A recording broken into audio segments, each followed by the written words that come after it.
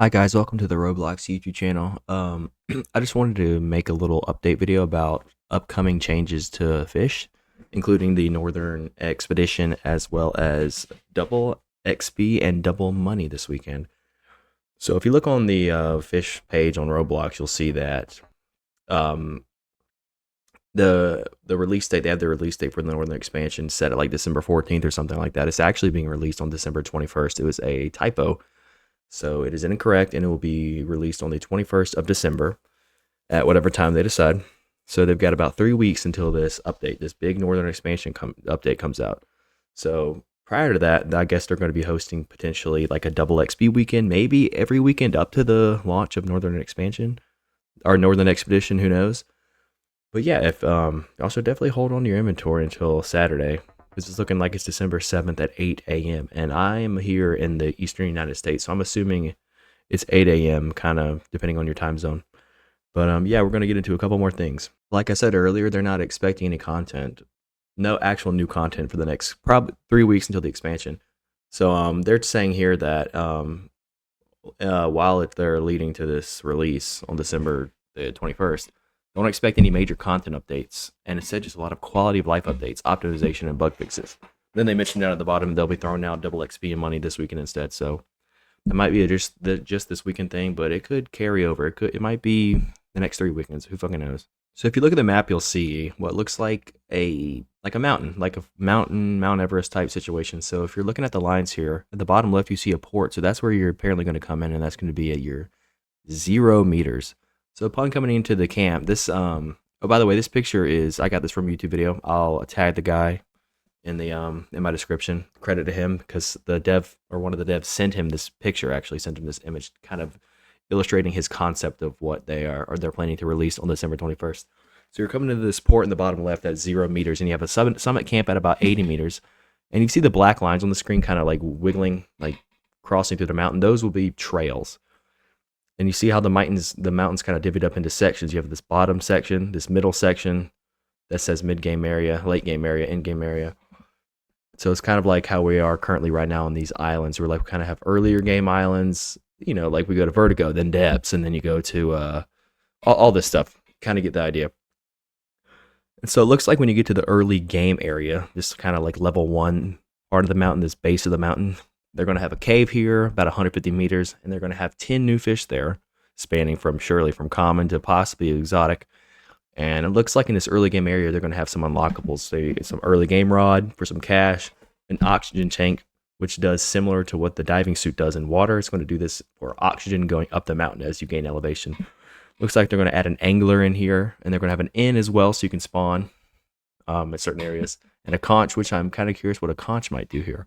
So they're going to add, looks like they want to add 4 lore NPCs to this area as well as a quest NPC. So if you're moving up this map to the mid-game area, it looks like they have another summit camp at 300 meters, another cave at 350 meters with about 8 new fish in the bestiary there. And it looks like there's an alternative path here. It looks like they kind of split in the middle. It's like a fork. So they have this main path that looks like there's an unlockable rod there, as well as a puzzle if you go on the alternative path. It looks like a 2-player puzzle, possibly for looks like an unlockable rod here. And it looks like they have this little minor settlement as well in a no man's land. So this mid-game area looks like they're going to have a mid-game rod for cash, another auction tank, probably an advanced one, another inn, some more lore NPCs, as well as possibly one for a puzzle, the avalanche totem, which is being teased. And the idea behind this avalanche totem is that just like the other totems we have in the game, as so that's like they teased it in this tweet that I'm going to put up right here.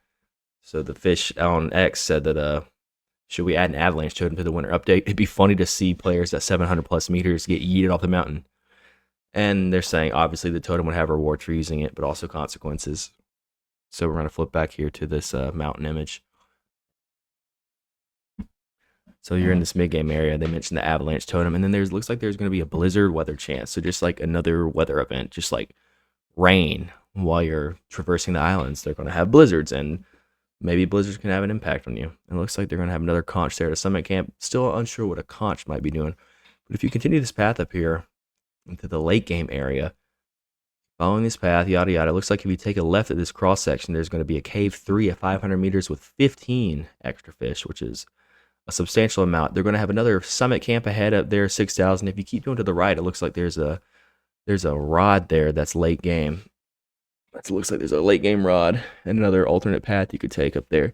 So this late game area looks like it's consisting of a late game rod that you can buy, another oxygen tank, probably even more advanced, another inn, some more NPCs, a blizzard weather totem, which I'm guessing is just like a sunlit weather token. You can summon rain, summon snow, summon all that good shit. The blizzard's possibly going to summon snow or something like that, is my guess. So if you keep going up there, you're traversing, you get to this cave 4 at 920 meters in the in-game area, another 10 fish, and another summit camp even above that at 950. And this in-game area is going to have an in-game rod for this mountain for this northern expedition expansion. Another oxygen tank, some more NPCs, and a conch. Oh, I guess the conch is the summit camp. I got you. Okay, I missed that. So you can even continue beyond the in-game area. It looks like there's an in-game solo puzzle that's very difficult to complete, as well as some secrets, maybe 2 puzzle NPCs and advanced glider.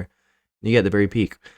So yeah, all these red markers you see on the map, these are shelters, and I'm guessing you're gonna have to, like, from what I'm getting here, is that they're gonna have to, like, during a blizzard, you might have to shelter so you don't get killed or some shit like that. This is kind of reminding me of what's that one Roblox game you like Queso plays it. You're hiking up the mountain, Antarctica something, and in the blue little squares you see a couple of them. Those will be your blizzard totem right there in the late game area, and then the avalanche totem right there in the mid game area.